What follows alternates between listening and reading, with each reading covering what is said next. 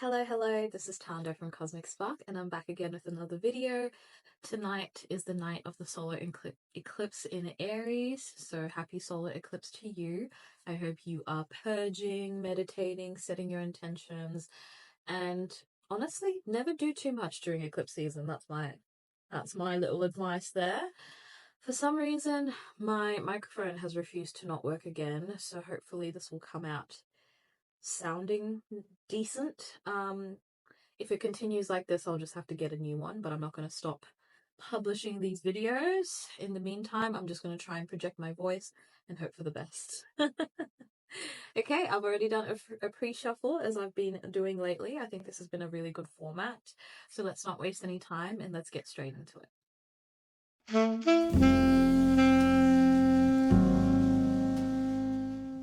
Alrighty, so the overarching energy and message of the reading, according to Spirit, is this card is Acorn's Invitation, Touch, Exchange, Connection. Look at that meows. Alrighty, so we've got this is a time of sharing, enjoying, partying, gossiping, just being around friends, living the good life. But be aware not to maintain rose tinted glasses during this time. You might be utilizing partying and hanging out with friends as a means to not face, real problems occurring in other aspects of your life that have to do with betrayals of some sort. This could be to do with other friendships or could do with a relationship. There is a sense that you are enjoying having rose tinted glasses, and so you're kind of utilizing fun so that you don't have to think, which is all well and good. It all has its time and place. Sometimes I do that, so long as you know that you're on a timer and you can't do it forever. And eventually you're going to have to face and also do something about that which you are avoiding. Okay. Right now, your energy is sub energy. You are giving by receiving. Honestly, you're just in a receptive mode at this point in time. If you're listening to this reading and you relate, then this is your reading. If none of that sounds like the energy that you're, if it doesn't sound like the energy that you're in, maybe this reading is not for you. Okay, there is a gift from the universe. Interesting. This has been coming up lately. So if you're working on a recent creative project, something new, maybe you've recently put yourself out there online and now you're sort of publicly available to people and they're seeing your growth in whatever your passions are, then this is your sign to keep going. You are a rising star. You are the reason that you felt like starting this path is because it's a calling and you're answering that calling. Whether this is going to be a period of your life that you'll remain in this period for years to come, or if this is actually just a stepping stone. Sometimes we only learn through doing, but the fact that you have put yourself out there, the fact that you have begun this really scary but like really big and something that you really craved and wanted for yourself, the fact that you ever started that to begin with is a sign that it's for you and it wanted you. Okay. At this point in time, you might be operating in pick me energy. Maybe you are doing a project at the moment that gets you out there in the public, and you're currently trying to ensure that you're making content that other people want. You're not necessarily looking at what you want out of it. You kind of are in this energy of wanting to please. Now, while there's nothing like inherently wrong with wanting to please, so long as you're not betraying yourself in the process, because that's something that's unsustainable and that's something that will bite you in the ass anyway. So there's no point doing that whatsoever. But it is okay to, begin a project, release content, and wait to see what feedback you get, what's getting traction, and sort of kind of molding yourself and molding your content to sort of fit the things that people are drawn to. That's perfectly fine as long as you realize that there's a line. Some of you might be needing to do some deep cleansing, especially during any of the moons would be a fantastic time to do so, particularly a full moon, because you could be someone you know. There could be entity attachments upon you. If it's not entity attachments, it's you have absorbed negative energy that has been sent your way. It could be wittingly or unwittingly. People being envious of you, people talking shit behind your back, all of that is energy that can be sent your way, and it can hamper you down. It can make you struggle to find motivation to chase the things that you normally love doing. So make sure that you're doing regular cleanses, especially if you're putting yourself online. There's a reason that when readers put themselves online, they wear headscarves. It can be for aesthetics, but it's also just an energetic protection from all of the energies that we will be absorbing by putting ourselves out there. And because we are the empaths that we are, we absorb energies like no man's business. So it's a form of self-protection. Now, you don't have to do that because you're probably not likely enjoying the same types of activities as I do, but the point is just to remember that you don't exist in a vacuum. You could be in a corporate office and you can still be absorbing negative energies. So some people will just walk around with their favorite cleansing crystal. I am holding one. This is selenite. You can walk around with cleansing crystals, like grounding crystals. Those are really important tools that you can utilize to get you to feel rooted, grounded, and protected. Okay. And so that's something that I think you should be thinking of anyway, whether that's praying before you go to your job, whatever it is that infuses you with the feeling that you're protected, that you're blessed, that you're walking with the people that you want to walk with. Please do that on a regular basis. Especially this year. This year is a 9 year, so there's a lot of endings, there's potential new beginnings, there's sloughing away of things that you no longer need. This is a year that's going to really test you, test how far you've grown in the last decade. And so because of those energies and all of the planetary movements that we've got going on astrologically, because cleansing does more than just remove those energies. Cleansing can just keep you going. Cleansing can be the difference between you feeling bogged down by your depressive tendencies and feeling like, okay, I might not be feeling good, but now I have the energy to do the things that I know would normally get me out of that mode, like meditating and exercising, etc. So there's a lot more to it than that. And anything to do with spirituality, I think it's always really good to practice um different states and practice it on yourself. So crystals might not be the thing that works best for you. You might be someone who works best with oils. You might be someone who works best with candle magic. Whatever works for you, works for you. I'm just here to deliver a message.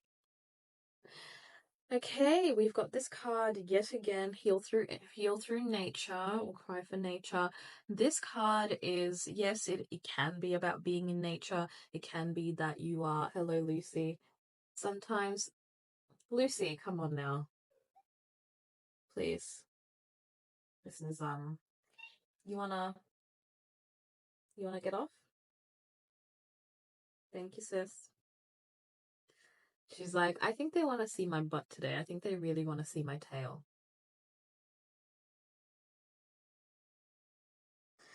Anyway, so yeah, cry for nature is more than just about you being in nature and utilizing it as a place of comfort and as a place of healing. This is also about mourning. It's about mourning for something that you really cared about. This can be a version of self.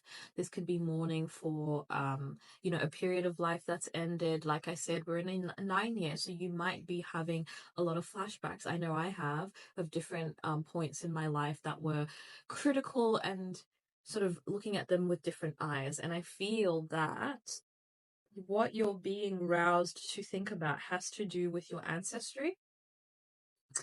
You're being asked to think about, like everything that brought you here, and not just everything that you've experienced, but everything that could have come before you, because there's clues in the past. If we want to make changes that are positive for the future, it's best that we know and understand the past. We can't just kind of exist in the present.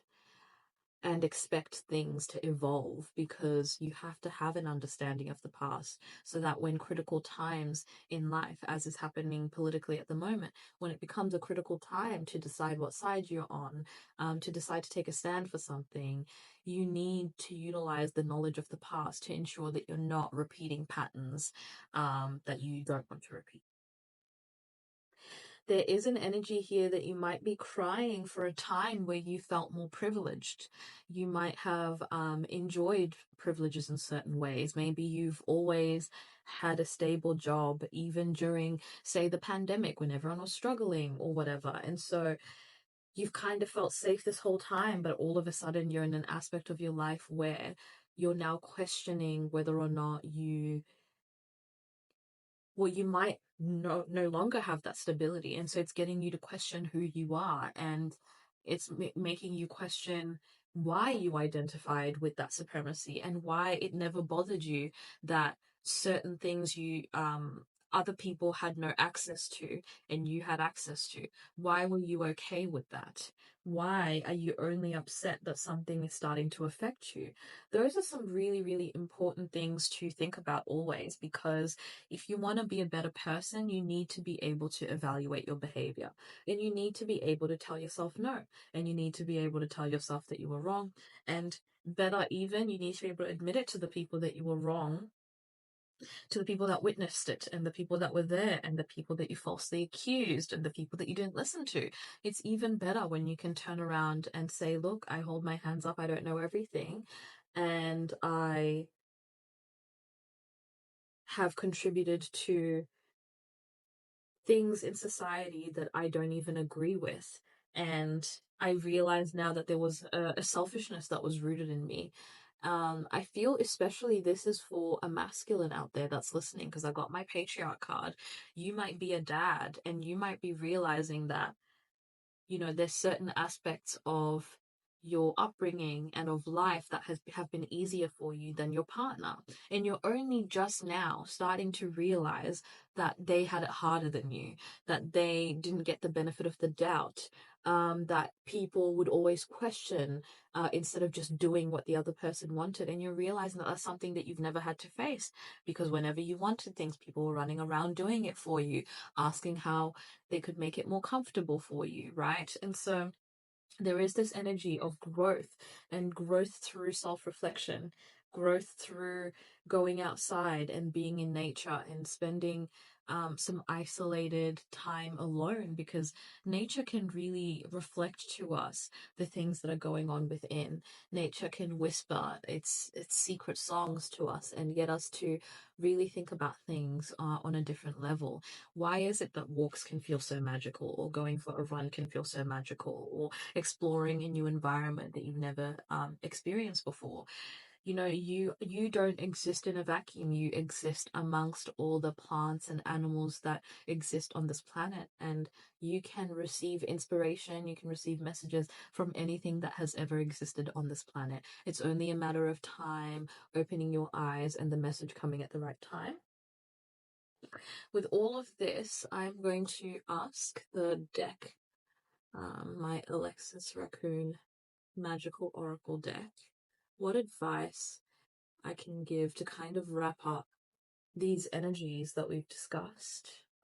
Because also, overarchingly, this reading is supposed to be about touch, exchange, and connection. So the way that I see it is you being around people right now, all of that partying and enjoying yourself in a group setting is how you're having that touch and exchange and connection. And you're supposed to be looking out in these moments for inspiration, for downloads, and not utilizing it as an escape. And if you do utilize it as an escape, it has to be something that's super temporary, because your problems are going to be there even after you're finished having fun, okay? Alrighty, so to end this reading, that I wanted to let you know, based on the cards that have fallen out, This is a time, if you're feeling called to manifest, I want this to be something that's an internal calling, not because I've said it in this reading. If you're being called to do some manifestation work, whether that's through scripting, fantasizing, subliminals, mirror work, any of the things, then do that. But also be aware that you cannot control the time in which these manifestations come. That's just how it works, okay? Utilize that creativity. Your creativity is a gift. So the initial card that we got was this one, which mentions a gift from the universe, which relates to you putting yourself out there, you embarking on a creative journey or a creative project that you have coveted, that you have wanted for yourself for so long. And this is like, lean into that. Lean into your creativity, lean into your inner inklings about the direction that you should take next. Remember, you need to make a balance between what you want versus what your audience want, because if you end up lacking authenticity, you cannot keep that up, and eventually it will be bothersome. So don't do too much to please other people very early on, because you're going to set a very dangerous standard and precedence that you're going to have to work your way out of and still lose people, because eventually once you decide to pivot into more of what you want, you will lose people anyway. So just do that in the beginning. Don't compromise yourself. Utilize your witchy energy, do some rituals, do some spell work to aid your manifestations, to aid in your creative processes. Okay, make sure that you are protected. We've already touched on this. Walk around with whatever stones that you need. Stay prayed and blessed up, all of the things. And at the end of the day, not everyone knows what they're doing. Even that creative person that you're emulating, even that creative person that you base your standard off of, you're like, once I reach Banksy's level, then I know I've made it. Banksy is also a human. Banksy always or also has fails. Banksy might have had a time that he didn't have money. I don't know if that's true. I'm just sort of proposing an idea here that sometimes you find out what you're doing by just doing something and learning experientially, learning by, oh, this didn't work the way that I thought it would. This didn't work the way that I envisioned it. It's okay to not know everything. Just know what you're attracted to, what's feeling good in that moment, and then just kind of explore that, and the rest will come to you. Honestly, you need to learn to trust yourself, because from there, it doesn't matter what's going on in your life, doesn't matter what chaos is going on in your life, everything is figure outable, as Marie Folio would say. I just brought that back deep from my subconscious. Um, anyway, I hope you've enjoyed this solar eclipse reading. I hope that you identify with it. If you do, please consider liking and subscribing. I appreciate any support that I get. I'm coming up to month 3 of me posting. Like, that's crazy. So thank you for your support thus far already, and I'll see you in the next one.